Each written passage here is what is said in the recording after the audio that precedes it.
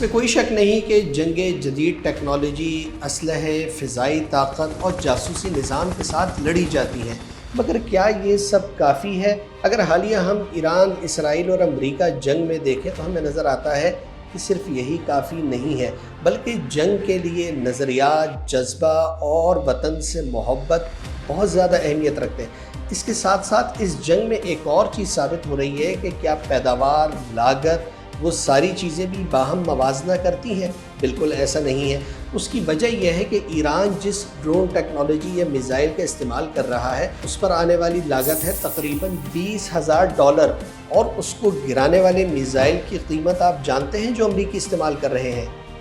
$4 million. جی ہاں،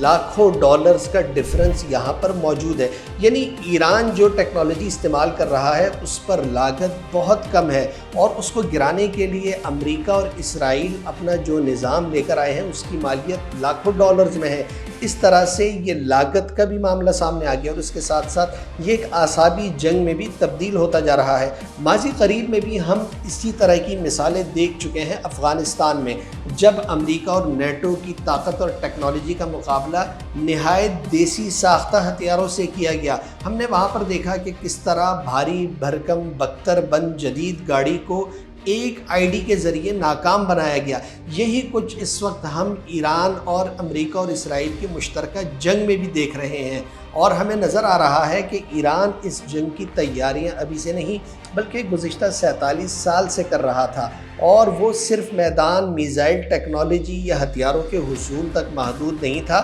بلکہ اس کے لیے نظریاتی بنیادوں پر تربیت فراہم کی گئی۔ کئی ٹیئرز بنائی گئی ہیں جو اس جنگ کو لڑ سکتی ہیں، فضائی میدان میں، زمینی میدان میں، اور اس کے بعد اگر رجیم چینج ہوتا ہے تو پھر وہ مزاحمت حکومت سے گروہ میں تبدیل ہو کر کس طرح سے لڑ سکتی ہے۔ تو یہ ساری چیزیں پیش نظر تھیں، اور اسی تیاری کے ساتھ ایران میدان میں موجود تھا، اور اس کی جو نظریاتی اساس، اس کی اصل طاقت ہے، وہ ابھی بھی اپنی جگہ برقرار ہے، مستحکم ہے، اور عوامی تائید بھی ان کو حاصل ہے۔ جس طرح کہ امریکیوں کی خواہش ہے کہ ایران میں کوئی گروہ اٹھے، لوگ اٹھیں اور وہ خود سے بغاوت کر کے اقتدار سنبھال لیں، یہ خواہش ابھی خواہش ہی نظر آتی ہے، کیونکہ ابھی تک ایسے کوئی آثار نظر نہیں آتے کہ ایرانی حکومت کے خلاف وہاں کے لوگ اٹھیں، ہتھیار اٹھائیں اور حکومت کا دھڑم تختہ کر دیں۔ اور یہ چیز مایوسی میں تبدیل ہوتی نظر آ رہی ہے، کیونکہ منصوبوں پر اس طرح سے عمل نہیں ہوا جیسا کہ سوچا گیا تھا۔ اس جنگ کے دوران تینوں فریق ہزاروں میزائل استعمال کر چکے ہیں۔ ایران کا اگر جائزہ لیا جائے تو وہ ٹیکنالوجی میں اسرائیل اور امریکہ سے بہت پیچھے ہے، لیکن اتنے دنوں سے استقامت کے ساتھ اس کا میدان میں موجود رہنا اور سفارتی طور پر مذاکرات سے انکار کرنا بتاتا ہے کہ ایرانی اعصابی طور پر